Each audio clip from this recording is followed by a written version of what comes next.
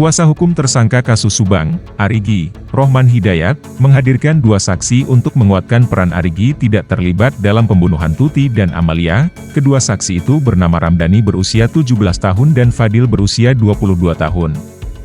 Keduanya dibawa ke Polda Jabar pada Rabu, 15 November 2023, untuk diperiksa penyidik. Rohman mengatakan, maksud kedatangan dua saksi meringankan itu untuk membantah keterangan Danu, yang menyebut bahwa Arigi dan Abi ada di lokasi kejadian pada 18 Agustus 2021, seperti diketahui. Polda Jabar menetapkan 5 tersangka kasus Subang berkat pengakuan Danu, yang juga ditetapkan tersangka. Dalam pengakuannya ke polisi, Danu menyebut bahwa Yosep, Mimin, Arigi dan Abi terlibat menghabisi Tuti dan Amalia. Hanya saja, sesuai aturan hukum pidana formil yakni hukum acara pidana, pernyataan Danu itu belum didukung ada alat bukti lain yang menguatkan bahwa Arigi berada di lokasi kejadian pada saat itu. Namun, polisi dengan sejumlah bukti petunjuk yang ada, mengaku sudah mengantongi alat bukti tersebut. Di sisi lain, perlawanan Arigi terhadap penyidik juga hanya sebatas pada pengakuan kedua saksi tersebut yang menjelaskan bahwa keduanya bersama Arigi pada malam kejadian. Sejauh ini, belum ada alat bukti petunjuk yang mendukung pengakuan kedua saksi meringankan untuk Arigi tersebut. Bisa dijelaskan Bang, kedatangan hari ini ke Polda Jabar? Hari ini kedatangan saya bersama dua orang saksi namanya Fadil dan Ramdhan. Saksi ini memang kita dorong sejak penetapan tersangka Pak Yosep, Mimin, Arigi dan Abi, tapi ditunda terus baru hari ini setelah hampir kurang lebih 30 harian lah baru bisa dilakukan pemeriksaan saksi. Padahal ini kami dorong karena memang saksi yang meringankan, tentunya yang akan membantah keterangan Danu salah satunya. Yang satu ini adalah Ramdhan, yang satu ini adalah Fadil. Ini dua orang saksi yang pada malam kejadian menemani Arigi dari jam setengah 10 malam sampai jam 9 pagi. Mereka menyaksikan pada malam hari itu Arigi tidur sampai setengah 3 ya, sampai main game sampai setengah 3. Kemudian Arigi tidur dan Fadil pun tidur. Nah kalau Ramdhan itu sampai pagi ya, sampai pagi dia nggak tidur. Jadi mengetahui sekali keberadaan Arigi itu ada di TKP, di konter handphonenya.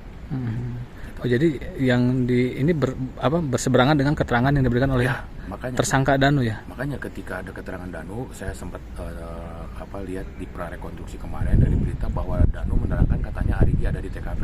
Ya jelas ini terbantahkan oleh dua orang ini.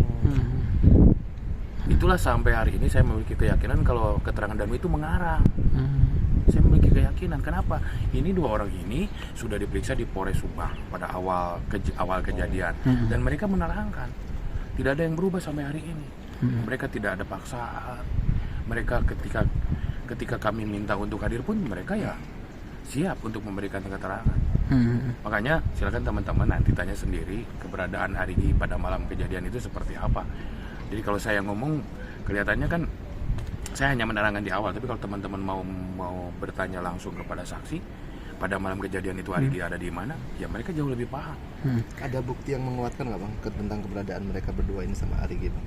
Mungkin Abang punya data apa? Nah, kalau data itu ya kan kami tidak memilikinya, tetapi dua orang ini kan jelas ya, hukum juga menerangkan bahwa ketika ada saksi yang menerangkan lebih dari satu orang, dan ini dua orang, mereka sudah dewasa untuk memberikan keterangan. Bahkan saya sebelum datang ke sini saya nanya benar ceritanya seperti benar. Mereka siap menerima konsekuensinya kalau misalnya keterangan mereka mengada-ngada, ya kan? Mereka siap menerima konsekuensinya. Ini tidak dalam tekanan pula, ya kan? Mereka dengan sukarela ingin membantu temannya karena Arigi itu memang baik ke mereka itu. Sering ngajak ke konter handphone itu hanya untuk benar-benar nemenin main game. Gitu kan? Bang, kenapa akhirnya baru sekarang diperiksa dua saksi ini? Sebenarnya kita sudah mengajukannya sejak awal. Sejak awal penetapan tersangka ini kami sudah mengajukan kepada pihak kepolisian. Tapi saya tidak tahu apakah karena mungkin waktunya, tapi ini ditunda terus baru sampai hari ini.